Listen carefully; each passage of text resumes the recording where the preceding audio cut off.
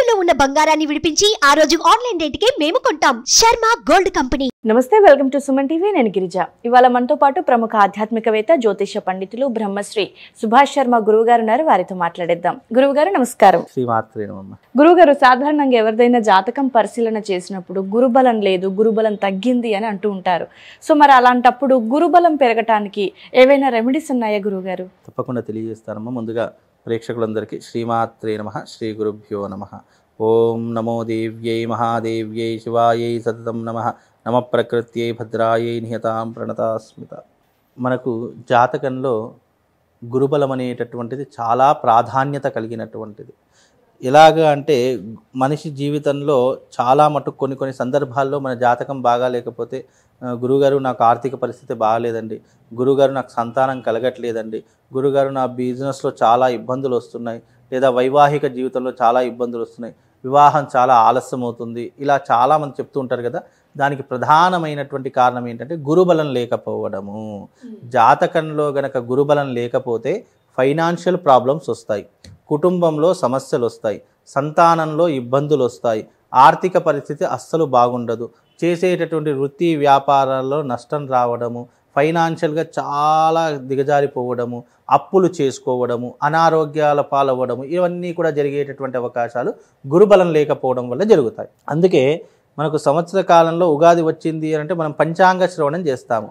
ఎందుకు పంచాంగ శ్రవణం చేస్తాము? గురువు యొక్క మార్పు వలన. గురువు సంవత్సరానికి ఒకసారి మారుతూ ఉంటాడు, ఒక రాశి నుంచి ఇంకో రాశిలోకి వెళతాడు. అంటే గురువు ఒక్కడు మారడం చేత గ్రహాల యొక్క ప్రభావం అంతా కూడా పూర్తిగా మారిపోతుంది. ఎందుకంటే జాతకంలో ఒక్క గురుబలం బాగుంటే అన్ని దోషాలను హరింపజేస్తాడట. నీకు ఏ గ్రహం బాగున్నా బాగలేకపోయినా ఒక్క గురుగ్రహం బాగుంటే నీ జాతకము ఒక టాప్ పొజిషన్లో ఉంటుంది. అలాంటిది గురువు ఒక్కడు బాగా లేకపోతే మిగతా ఏ గ్రహాలు కూడా నీకు టాప్ పొజిషన్లో ఉన్నా నీ యొక్క జీవన విధానం అనేటటువంటిది అంత హ్యాపీగా ఉండదు. అందుకే గురుబలం చాలా ఇంపార్టెంట్. ఎవ్రీ లైఫ్లో మనిషి జీవితంలో గురుబలం చాలా ఇంపార్టెంట్ అని చెప్తాడని జరుగుతుంది. అయితే మీరు అన్నట్టుగా గురుబలం క్షీణించింది, లేదా గురుబలం జాతకంలో తగ్గింది, అసలు గురుబలమే లేదు అనుకున్నటువంటి వారికి భారస్పత్య తంత్రము అనేటటువంటి ఒక విధానం ఉంటుంది. ఆ భారస్పత్య తంత్రము ఒక్కసారి చేసుకుంటే తన జీవిత కాలంలో ఇక ఎప్పుడైనా సరే గురువు అనుకూలంగా లేకపోయినా, గురువు సహకరించకపోయినా, లేదా జాతకంలో గురువు నీచంలో పడిపోయినా, మనకు గురువు యొక్క వ్యతిరేకత ఏదైతే ఉందో అది రాకుండా మనకు ఒక రక్షణ కవచంలా ఎప్పుడు కూడా రక్షించేటటువంటి వాడు గురుగ్రహము. అది భారస్పత్య తంత్రము అని చెప్పడం జరిగింది. అలాగే దానితో పాటుగా బృహస్పతికి సంబంధించినటువంటి ఒక మాల ఉంటుంది. దానిని బృహస్పతి మాల అంటాము. నేను గతంలో కొన్ని వీడియోస్లో చూపించాను. దానిని బృహస్పతి మాల అంటారు. ఆ బృహస్పతి మాల ఎల్లో కలర్లో ఉంటుంది. ఆ 108 పూసలు కలిగినటువంటి మాల. ఆ బృహస్పతి మాలను సూర్యోపాసన చేసుకుంటూ లేదా బృహస్పతి యొక్క ఆరాధన చేసుకుంటూ ఆ మాలను ధరించుకోవడం వల్ల, ఆ మాలను మెడలో వేసుకోవడం వల్ల గురుబలాన్ని మనం పొందేటటువంటి అవకాశము ఆ మాల ద్వారా కూడా కలుగుతుంది. ఆ మాల ఎలా వేసుకోవాలంటే దానికి ఒక మంత్ర దీక్ష ఉంటుంది. గురువుకి సంబంధించినటువంటి ఒక మంత్రం ఉంటుంది. ఆ మంత్రం రోజుకు 108 సార్లు అదే ఎల్లో కలర్లో ఉన్నటువంటి మాలతో ఆ మంత్రాన్ని చేసి ఆ మాలను మెడలో వేసుకోవడం ద్వారా ఆర్థిక పరిస్థితి బాగుంటుంది. వివాహం కానటువంటి వారికి వివాహం అవుతుంది. వృత్తి వ్యాపారాదులలో లాభాన్ని సంపాదిస్తూ ఉంటారు. ఫైనాన్షియల్ ఇష్యూస్ ఏమైనా ఉన్నా, రావాల్సిన డబ్బు ఏదైనా ఉన్నా, లేదా మనకు స్టక్ అయిపోయినటువంటి గవర్నమెంట్ నుంచి కానీ ప్రైవేట్ రంగం నుంచి ఏదైనా స్టక్ అయిపోయినటువంటి డబ్బు ఏదైనా ఆగిపోయినటువంటిది ఉన్నా, ఆ మాలను ధరించుకొని ఆ మంత్రాన్ని నిరంతరం ఉచ్చరించడం వల్ల మనకు ఇన్ని రకాలైనటువంటి వ్యతిరేకతలు తొలగి మనము సంపూర్ణంగా గురువు యొక్క అనుగ్రహంతో శుభం లాభంగా ఉంటామమ్మా. ఓకే గురుగారు, అంటే ఏదైనా పరిహారం కూడా చేసుకునేది ఉందా? అంటే మీరు ఇందాక అన్నట్టుగా పూజా విధానము, లేదంటే మంత్ర జపము, అది కాకుండా ఇతరతర ఏదైనా గురుబలం పెంపొందించే విధంగా? గురుబలం పొందడానికి చాలా మార్గాలు ఉన్నాయి. అందులో సులువైనటువంటి మార్గము, ఇప్పుడున్నటువంటి జనరేషన్లో చాలామంది ఇన్స్టెంట్గా మాకు తొందరగా బలం కావాలి, తొందరగా మేము అనుకున్నది సాధించాలని చాలామంది అనుకుంటారు. మీరు తొందరగా సాధించడానికి 2 మార్గాలు. ఒకటి భారస్పత్య తంత్రము యాగ విధానం ఒకటి. రెండవది ఆ యాగం చేసుకోలేమండి, మేము అంత ఖర్చు పెట్టుకోలేము అనుకున్నటువంటి వాళ్ళు మాల దొరుకుతుంది, బృహస్పతి మాల అంటాము. ఆ బృహస్పతి మాలను మెడలో వేసుకోవడము రెండవ పద్ధతి.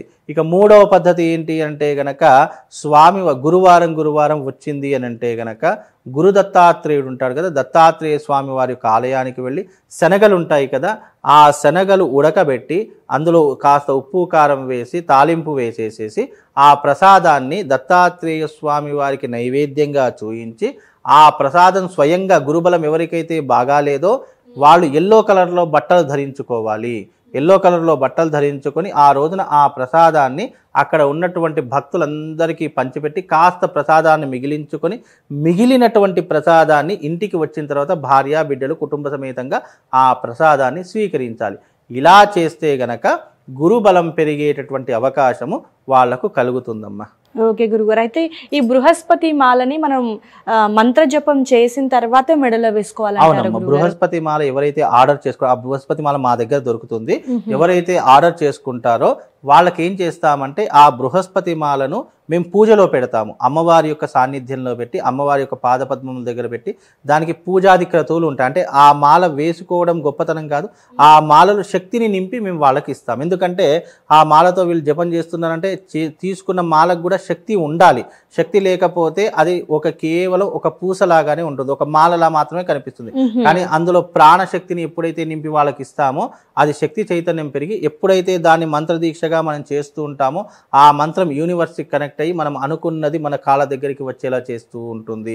అలాగే మంత్రశక్తితో పాటు ఆ మాలకు కూడా శక్తి చైతన్యం పెరిగి అది మనకు ఒక రక్షణ కవచంలా ఎప్పుడూ కూడా మన శరీరాన్ని రక్షిస్తూ మనము డబ్బులు సంపాదించేటటువంటి మార్గాన్ని కూడా నిర్దేశించేటటువంటిది ఆ బృహస్పతి మాల.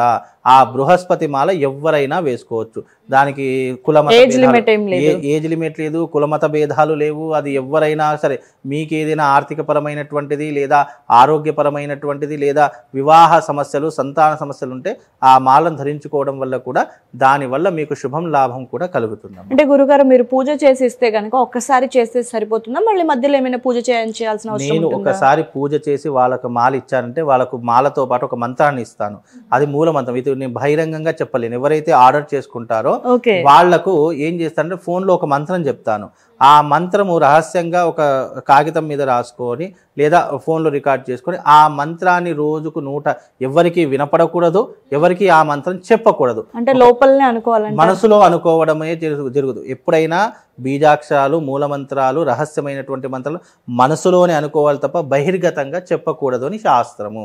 అలా చెప్పినప్పుడు ఏమవుతుందో తెలుసా, విన్నవాడికి పుణ్యం వస్తుంది, చేసిన వాడికి పాపం వస్తుంది. అందుకే కొన్ని మంత్రాలు ఎలా ఉంటాయి అంటే అవి రహస్యంగా ఎవరికి వినబడకుండా ఎవరికి చెప్పకుండా రహస్యంగా నువ్వు మనసులో చేసుకోవడం ద్వారా దానివల్ల శక్తి చైతన్యం పెరిగి నీకు శుభం లాభం కలిగి ఆ మంత్ర దీక్ష వల్ల ఆ మాలను వేసుకుంటావు కదా, ఆ మాలను ఊరికి ఆ మంత్రంతో చేయడం వల్ల ఏమవుతుంది, ఆ మాలకు కూడా శక్తి అనేటటువంటి జనరేట్ అయిపోతుంది, పెరుగుతుంది. పెరిగేసరికి అది మనకు ఒక రక్షణ కవచంలా కాపాడుతుంది.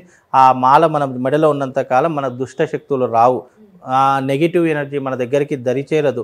అలాగే మనకి ఎవరైనా ఏదైనా చేద్దామనుకున్నా వాళ్ళకే ఎఫెక్ట్ అయ్యేటటువంటి విధంగా ఆ మాల ఎప్పటికీ కూడా వాళ్ళకి రక్షణ కవచంలా ఉంటుందమ్మా. ఓకే గురుగారు, ప్రజెంట్ జనరేషన్లో చూసుకుంటే గనక మ్యారేజెస్ అనేది చాలా లేట్, ఎందుకంటే గురుబలం తగ్గింది అనే మాట వింటుంటాం. సో సంతానంగా కూడా సో గురుబలం అసలు ఏ విధంగా తగ్గుతుంది, మళ్ళీ మనకు పెరగాలి అంటే ఏం చేయాలి అనే విషయాన్ని చాలా చక్కగా చాలా మంది ప్రేక్షకులకు ఉన్న సందేహాన్ని నివృత్తి చేశారు గురువుగారు. ధన్యవాదాలు.